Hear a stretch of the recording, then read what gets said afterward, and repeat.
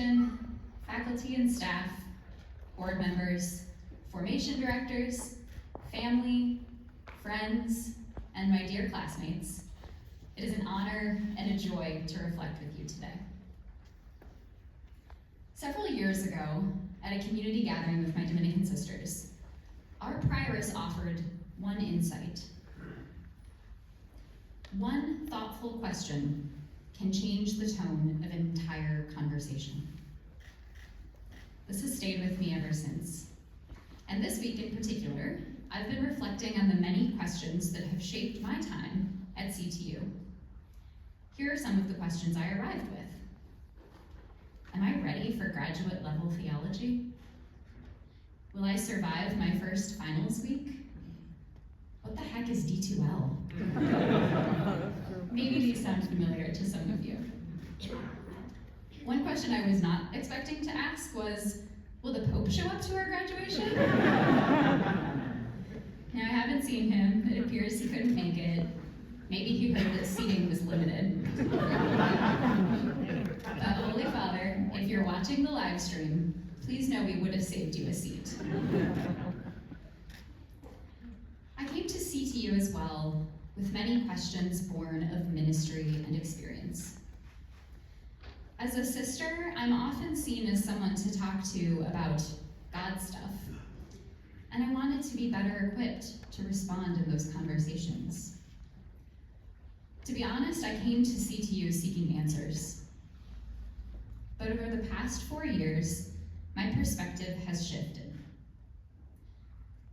As Mujerista theologian Ana Maria Isasi Diaz explores in her work, questions can be just as powerful and even more powerful sometimes than statements. They reveal who we are, our concerns, our priorities, and our hopes. Questions are anything but neutral. Sometimes questions are asked to intimidate or impress. We've all experienced that moment in Q&A when someone starts speaking and never quite arrives at a question mark. Jesus' questions, on the other hand, were never intended to impress or intimidate or embarrass, but to invite growth and encounter in ourselves, with others, with God, with the world. Jesus asked questions like, who do you say that I am? Do you love me? Why are you so afraid? What do you want me to do for you? Who are my brothers and sisters? And can you drink the cup that I am about to drink? Throughout our course of study, and likely long before that, we've been wrestling with questions like these. As you saw in your programs, we've come from around the globe, representing different cultures, languages, vocations, ages, spiritual traditions. We have brought all these contexts and experiences to 5416 South Cornell, or to D2L, or to ctu.zoom.us.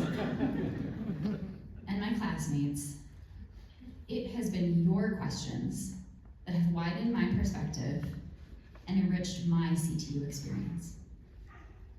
Most of these questions didn't originate in the classroom. Rather, they were born of lo cotidiano, the stuff of everyday experience. They arose at kitchen tables and in community gardens, in prisons, in parishes, at hospital bedsides. And lo cotidiano, we have grappled with questions about our own vocation and calling, about beauty and wonder, about sin and the ways that we harm each other, about grace, mercy, about God and the mystery of suffering.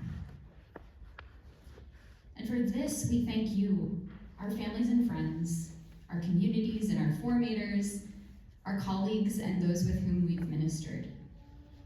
Because you have walked with us through some of the most difficult questions of our lives. And you have helped us carry those questions back to the classroom. And this, I think, is the gift of a CTU education, is it not? To explore always the intersection of theology and ministry. To ask not only what do we believe, but what difference does it make? And so we also owe a deep debt of gratitude to our CTU faculty and staff. You've not only taught us theology, you've lived it. You have challenged us to ensure that our theology never stays in a classroom or stays in the abstract, but is lived out in service of the church and the world. And so my fellow graduates, I want to say this. Today, if like me, you feel that you maybe haven't arrived at all the answers, I think our professors and formators have done their jobs. After all, as St. Augustine reminds us, if you think you have grasped God, it is not God that you have grasped.